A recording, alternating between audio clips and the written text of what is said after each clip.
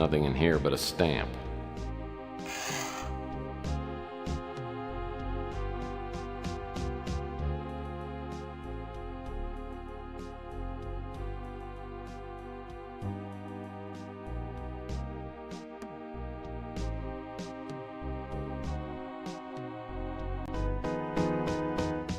One last $10 stamp waits patiently to be licked and mailed.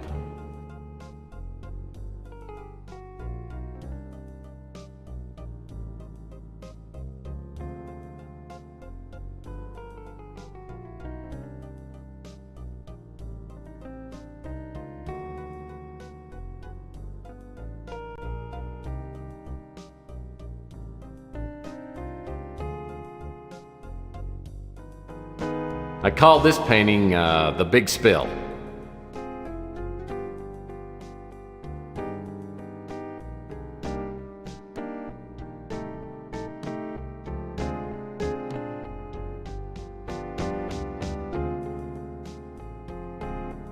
Great-great-grandpa Murphy made it through the Depression by teaching cha-cha lessons to rich older women. He made thousands before the authorities found out he had no formal training.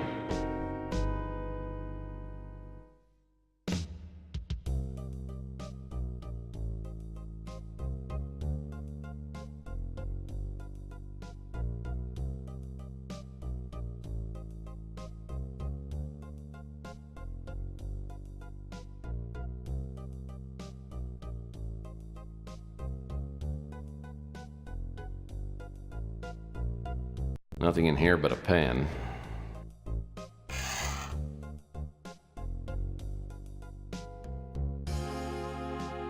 This is probably the only writing utensil that works in the whole office.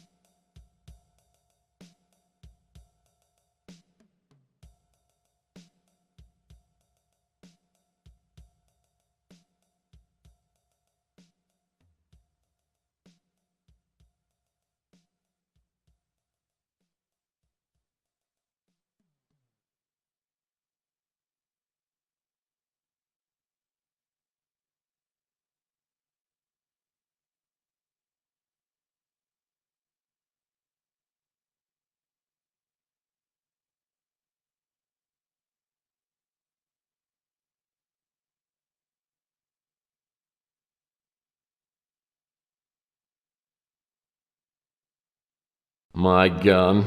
I love it so much! The old trusty sidearm. Been with me since the beginning.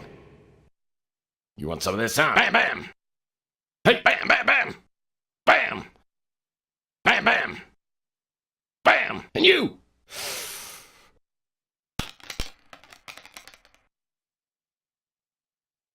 Hey, Sonny, can you help me out? My girlfriend threw my gun out of the window. Yeah, that's it. Yeah, just pick it up and, hey, don't point that thing up here. That's not a toy, you know. Oh, my hell. No matter how bad things got, I always had my gun. Now I've lost that too. I have a feeling this is going to be one of those days. Well, that's not going to work.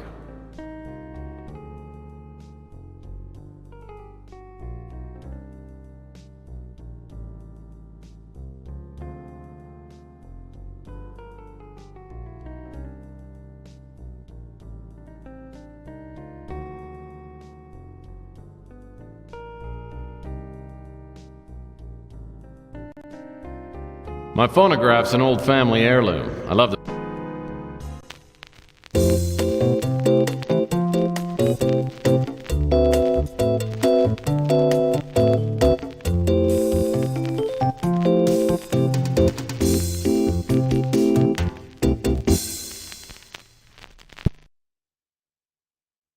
That's the door to the street.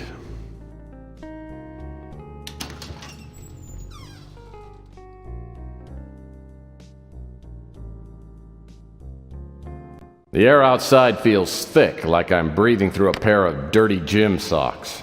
It's a high radiation day. Most everyone will be staying inside, but I need to hunt for some work. I always like to start the day with the traditional PI breakfast. That hits the spot.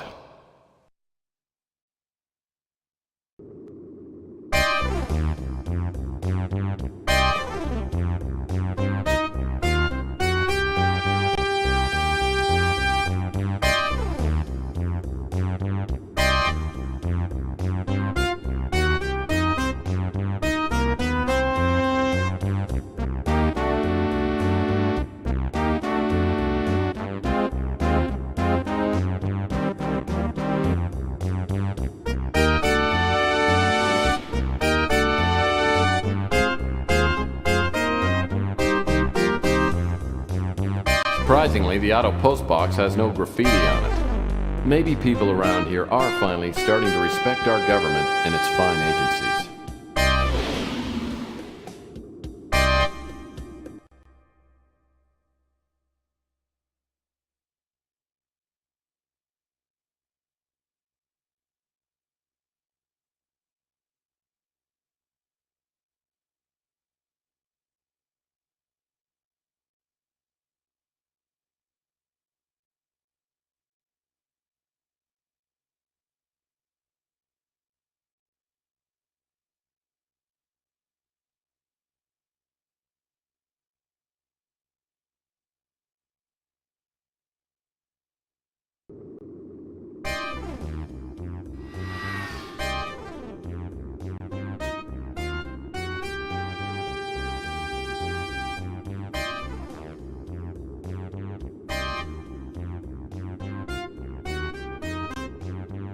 The Postal Service has gotten much faster since the stamp price went to $10. I should get my credit card back tomorrow morning.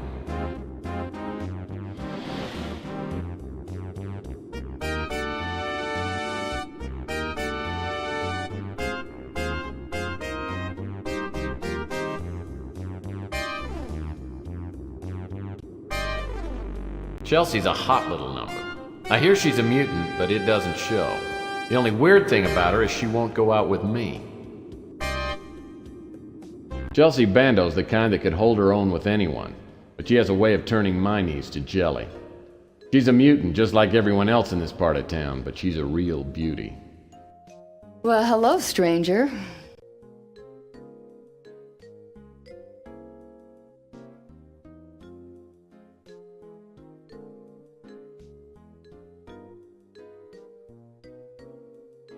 Hey, sweetheart. Know anyone who could use my services today?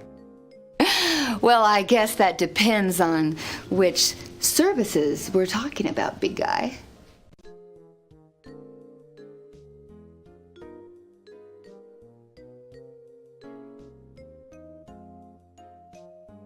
You know, I am a certified love mechanic. You ought to drop by my service station sometime. I'll make you a drink and give you a tune-up. Gee, Tex, you know, that kind of talk could get you into trouble, but I don't drink with customers.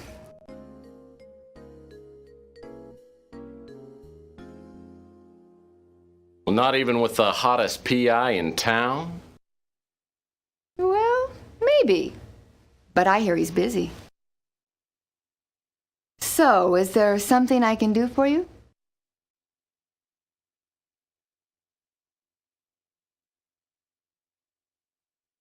Rook acts like a tough guy, but he's a softie. Just don't tell him that to his face.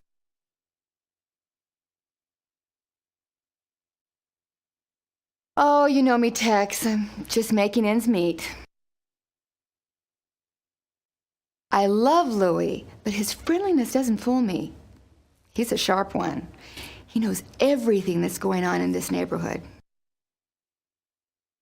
Franny's a live wire. Either she or Sal is going to do time for killing the other one. I have never seen a couple fight like they do. Sal Paul's a handful. He's a nice guy, but I don't know, I feel kind of naked when he gives me the eye. Luckily, Ardo seems to like me. I mean, if I were on his bad side, I'd be tempted to relocate. He could crush a Subaru with one hand. Wish I could help you there, Tex.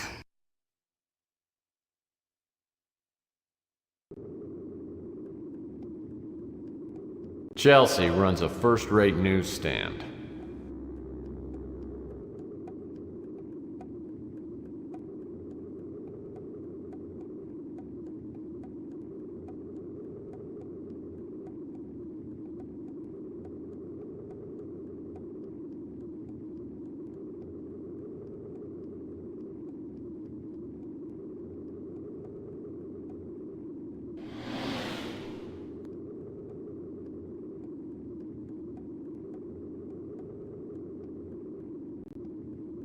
I heard this newspaper box got destroyed right after Chelsea opened her newsstand. Coincidence?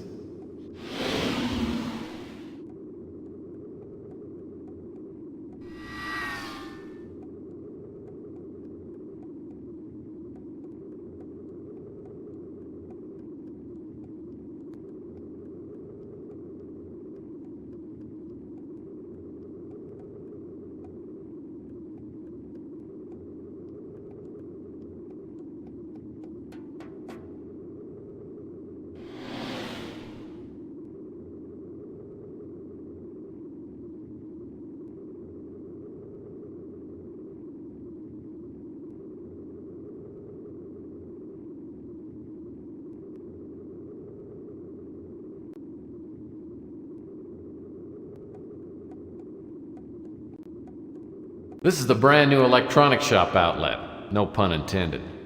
I won't be able to get inside the electronics shop until I get a membership card. These posters somehow survived the big war. They're bitter reminders of the past glory of this great city.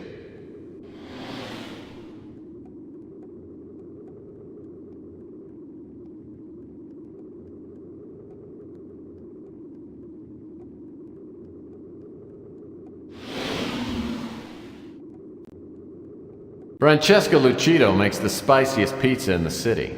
The only thing spicier than her cooking is her imagination, and right now she seems to have a thing for me.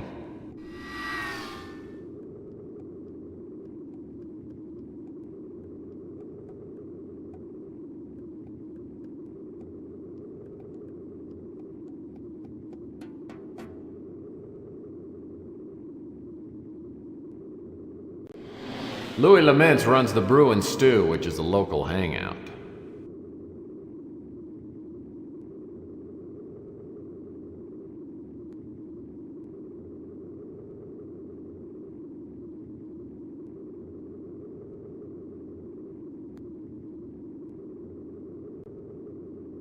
Rusty the Clown's novelty shop. Closed down a few months ago after Rusty mysteriously disappeared.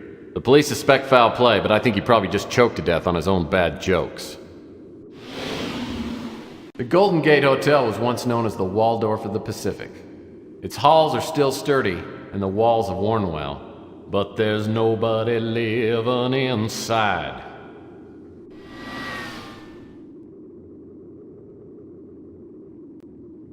The Bijou Theater used to be quite a night spot. It was condemned years ago and could collapse any day. There's no way I'm going in there. My trusty 31 Lightning Bolt speeder. I still regret not getting the sunroof option.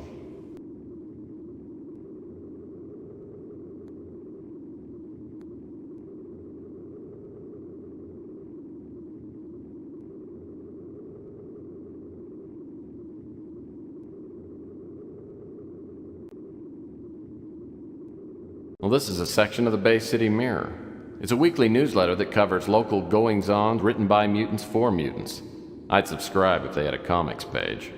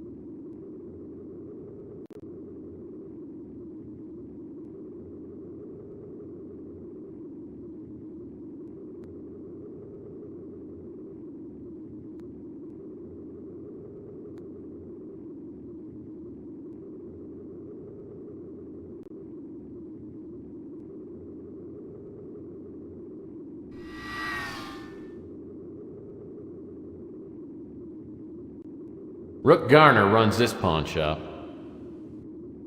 Rook Garner runs this pawn shop.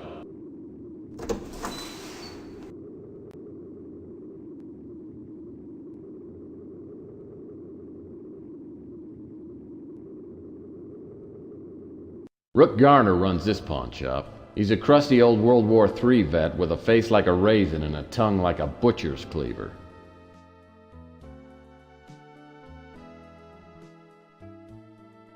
What do you want, Murphy? Looks like someone didn't get enough fiber in his breakfast this morning. Shut up, Murphy. The last thing I need right now is a yappy-mouthed wise guy.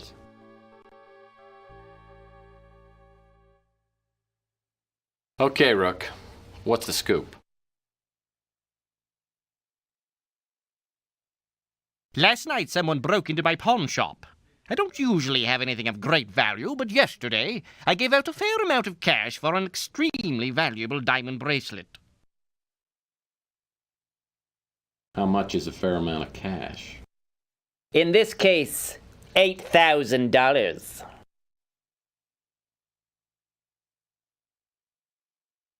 I didn't know you kept that much cash. I don't usually, but I sold a few things earlier, so I had just over $8,000. The bracelet was pawned by a young girl named Emma Nimpton. She said she hated to hawk a family heirloom, but had no choice. She said she would reclaim the bracelet in a month. Well, since the bracelet was worth 10 times the $8,000 I loaned her, it was a good deal for me. What was your impression of the girl? She seemed real nice. I don't know what I'm going to tell her. I called her this morning, but her line is disconnected. So do you have any leads on recovering the bracelet? No, the police are a waste of time, and I can't afford to hire a decent PI.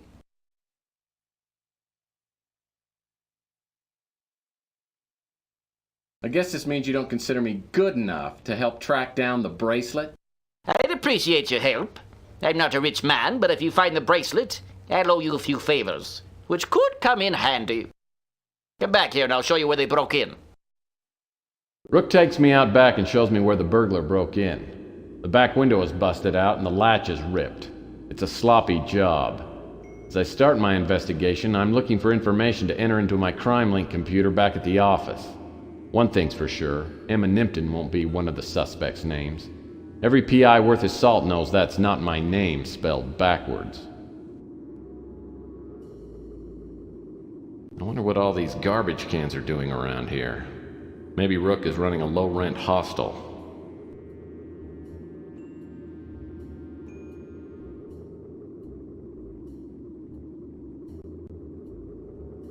An empty bottle of evanescent spring water, for those with a higher class of thirst. An empty bottle of...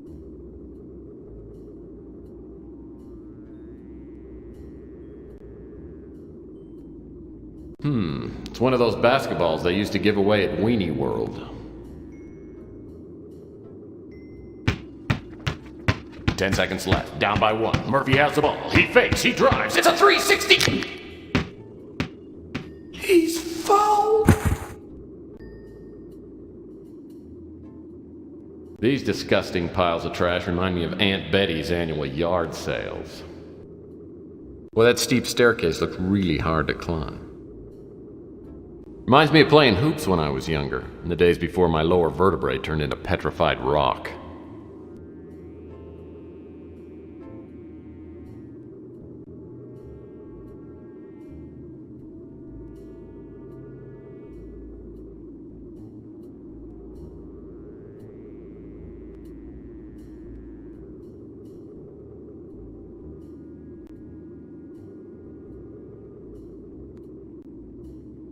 Looks like a shoe print is outlined in that sticky pool of something resembling chocolate.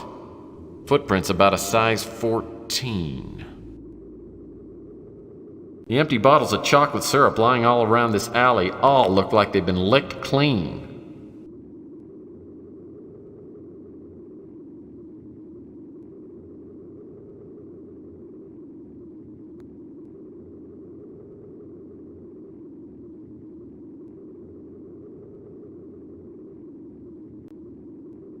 Well, obviously, the window was broken from the outside.